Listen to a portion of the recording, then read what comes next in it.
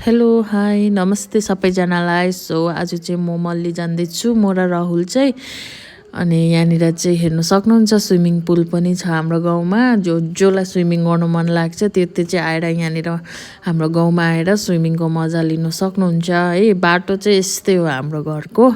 म सानो हुँदादेखिकै यतिको हो। यहाँ चाहिँ कार्पेटिङ आएको पनि छैन, खै आउँछ भन्छ तर आउँदैन। यस्तो छ रफ रोड हाम्रो घर जाने चाहिँ। घर जाने त के भन्नु, मल्लीसँग यत्तिकै रफ छ रोड चाहिँ। अहिले चाहिँ पुरा बिग्रेको छ, बनाउँदैन पनि। हेर्नुहोस् न, त्यो चाहिँ हामी 3:30तिर गएको खोर गएर। यति बेला चाहिँ एकदमै राम्रो शीतल भइरहेको छ। यति बेला चाहिँ हिँड्नु मजा आयो बाइकमा, नत्र भने चाहिँ घामले बाफ्रे दिनमा हिँड्दा त। राहुल र म यही कुरा गर्दै थिएँ कि यति बेला निस्किनु पर्ने रहेछ है भनेर। त चाहिँ हामी चाहिँ मल्लीमा सानो काम थियो, त्यही कारणले गएको नि त। हाम्रो केही काम पऱ्यो भने मल्ली बजारै जानुपर्छ नि त। यो चाहिँ हामी आइपुग्यो पस्सी। यो चाहिँ पस्सीको ब्रिज हो, एकदम फेमस ब्रिज हो यो चाहिँ पस्सीको। यहाँ चाहिँ प्रायःहरू रोकिन्छ। यहाँनिर नयाँ होटल पनि खोलेको छ। सो यहाँनिर चाहिँ धेरै गाडीहरू पनि हुन्छ। अब चाहिँ फाइनली म चाहिँ मल्ली बजार पुगेँ। म चाहिँ यहाँनिर मल्लीमा चाहिँ भने गएँ नि, मेरो सानो मात्र काम थियो। अनि चाहिँ हामीले सोचेँ कि राहुल र मैले गाडी पार्क गरेँ बाइक, अनि सोचेँ जाउँ हामी, वहाँनिर नयाँ दोकान खोलेको रहेछ। यहाँनिर चाहिँ हामी चाहिँ बर्गर खाउँ भनेर सोचेँ। सो जाँदैछु हामी चाहिँ बर्गर टेस्ट गर्नुको लागि। राहुलले अस्ति लगेर टेस्ट गरेको थियो, घरमा लाँदाखेरि चिसो भयो नि त। हामी चाहिँ यहीँ गएर खानु पऱ्यो भने त बस्ने जग्गा नै रहेन रहेछ। यहाँ मेन्यू हेरेँ हामीले के पाउँदो रहेछ भनेर। राहुलले पढ्दै मलाई भन्दै थियो यस्तो पनि पाउँदो रहेछ भनेर। अनि हामीले चाहिँ चिकन बर्गरको अर्डर दिएँ। भन्यो कि 15 मिनट लाग्छ। सो 15 मिनटसँग त के गर्दा यहाँ बसिरहनु, जाउँ भनेर चप्पल हेर्नु गएँ। राहुललाई पनि चप्पल चाहिरहेको थियो, मलाई पनि चप्पल चाहिरहेको थियो।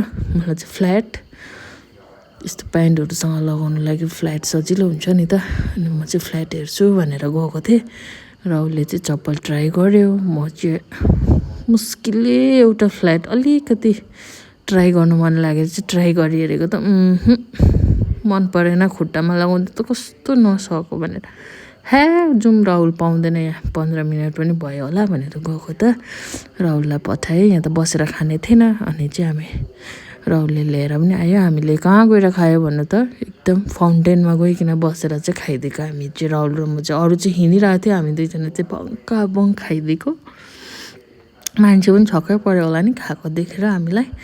हामी दुईजना चाहिँ बङ खाइदियो। टेस्ट ठिकैको थियो, त्यस्तो नराम्रो पनि होइन, तर वाउ पनि थिएन, ठिकै थियो। Not bad not good.